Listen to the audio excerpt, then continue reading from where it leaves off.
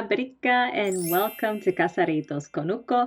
I'm Priscilla Colon. I'll be guiding you through some of the things we're doing to plant this spring and summer. So today we're going to be talking about water. I'll give you some tips, and we're also going to be learning about some Taíno words. So first off, water in Taíno is ni.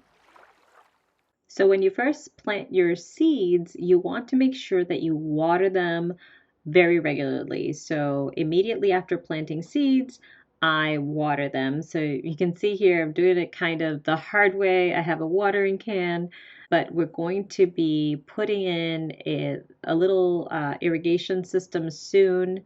Eli will talk to you about that. This is just temporarily. We're gonna be putting a drip irrigation in the system. Actually helps much more than what it is right now, but this is just the beginning itself. So I try to water new seeds every day, usually just once a day. You don't have to do it a lot. And I have to confess, sometimes I forget, but Mother Nature is very forgiving. I usually can't start until closer to May because we're in New Hampshire and it gets very cold even at night. So I guess that's another tip is you need to make sure that you're planting outside only after the last frost. You do not want it to get, 32 degrees and things start freezing. I was actually a little scared because we moved our peppers outside yesterday and I woke up this morning, it was 40 degrees. And so I'm really hoping that they're okay. Wish us luck.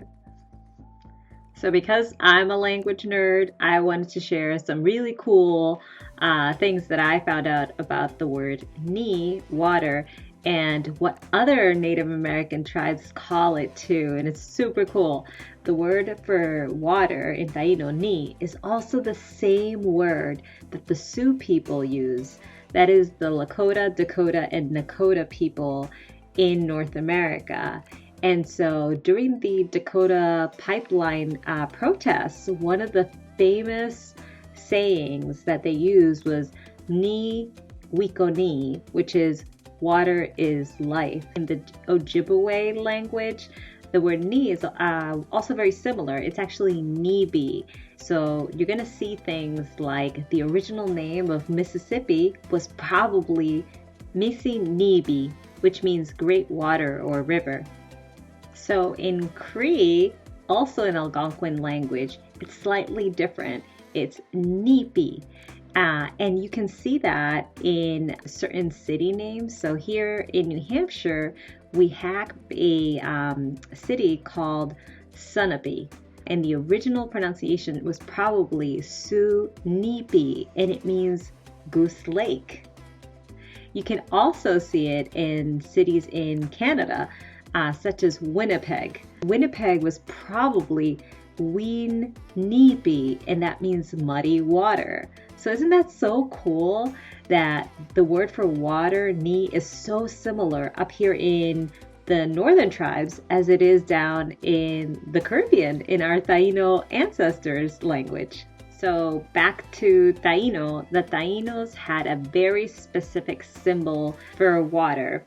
This spiral that kind of never ends, and of course it means sweet water, cosmic energy, and unendingness. And of course this is very important because water is life. So in Taíno spirituality, Atabey or Atabeira is the mother of all humans, and it actually means mother of the waters. She is the personification of Yaya, which if you watch Let's Talk Taíno, you know means great spirit. She represents water, she represents fertility, and she also represents springtime. Now, Puerto Ricans, why do you think the kokí is so important? Is it just because it's our national symbol? Actually, let's take a really close look at one of the depictions of Atabey, which was found on a rock carving or a petroglyph. If you notice, her feet are frog-like. So there's an important reason for that. In Boriquen, in Puerto Rico, the kokí frog would signal the beginning of spring, which is the season of the rains. And of course, you know that it's time to plant when the rain season starts. So the kokí is an important symbol of Atabe, our mother. So, the next time you wear a little kokí t-shirt or you have a kokí hanging in your house, you're actually honoring Atabe, Atabeira, our mother. Some of these traditions, the original ideas have been lost throughout time, but we still carry them on. There's a reason why we honor the kokí. It's about planting, springtime, and honoring our original mother. So that's it for today. I just wanted to share with you some Taíno culture and words and show you how we are so similar to so many of our Native American cousins in the North. We'll continue our videos. I will just tell you exactly what I've learned through a lot of trial and error. Take care, everyone.